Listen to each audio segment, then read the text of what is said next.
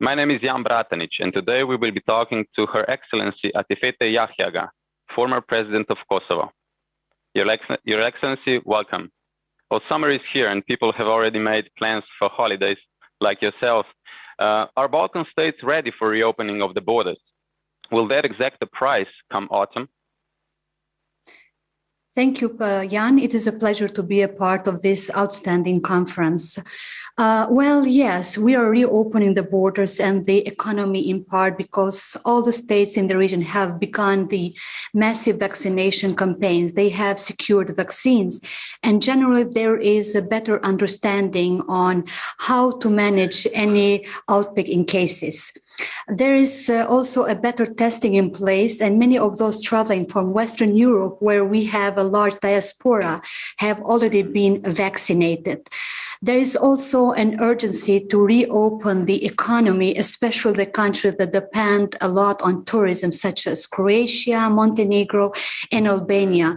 And most of the region, as you already know, has suffered from a great economic contraction. So it's also very important that we are aware of that, but at the same time, to continue to keep the public health situation under the control. Mm. Well, the governments in the region have had mixed results in their fight against COVID. For instance, Kosovo government fell partly also because of the virus. What do you think the region has learned from the pandemic? Yes, for many countries around the world, even those more resourceful and more developed than the Balkans, the COVID-19 presented an unprecedented crisis. It tested our national emergency preparation, it challenged our health system, it brought our economies to halt, and most importantly, had touched us all personally and profoundly. The one big lessons we have all learned, whether you are in Pristina, London, New York, or Doha, we are all interdependent and heavily reliant on wealthier and more developed nations, as well as our multilateral organization to lead the way in helping us weather this crisis. And having said that, it was a wake-up call for everyone. In places like Balkans, and more specifically in the country like Kosovo, our resources are limited, but the COVID-19 crisis has served as a reminder that we need to prioritize our health and emergency planning at the same time. Mm.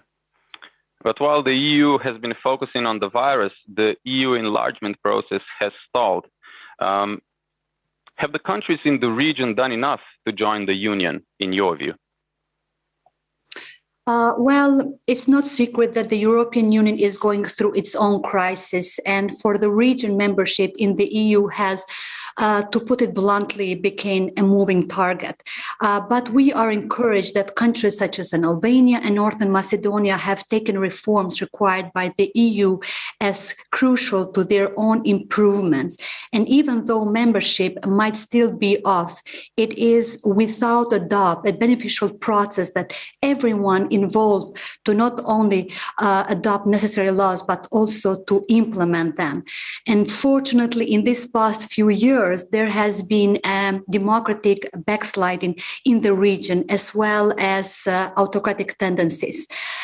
EU candidate states such as Serbia are more prone to adopt and implement the illiberal policies than embrace the reforms. So having said that, the region needs another push to embrace democratic reforms and liberal values as the core guiding principles.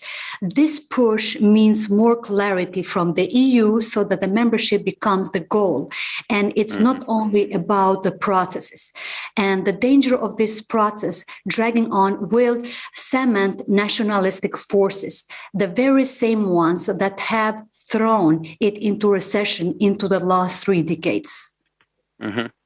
So you would say that nationalist tendencies, or a danger of being a small player in a geopolitical world, are the main dangers of, for instance, Kosovo vying away from the EU path. Well, if there is not a quick process of the acceleration towards the EU perspective, then the danger is quite accurate to this trend. Mm. You mentioned Serbia before, and Serbia and Kosovo remain at odds. It seems they didn't make any progress in recent talks in Brussels. What must happen for their relationships to mend? Well, Jan, it's pretty simple. Serbia needs to recognize Kosovo's independence. It needs simply to let Kosovo go.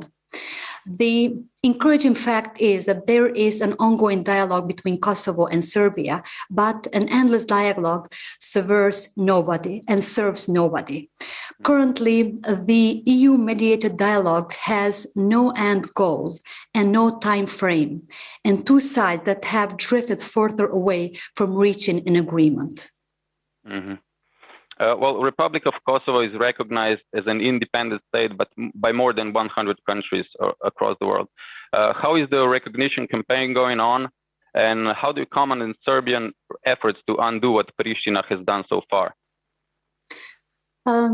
Kosovo has achieved much progress in consolidating itself internationally. It is recognized by over 100 countries around the world. And unfortunately, Kosovo is also tangled up in the geopolitical complexities beyond its control.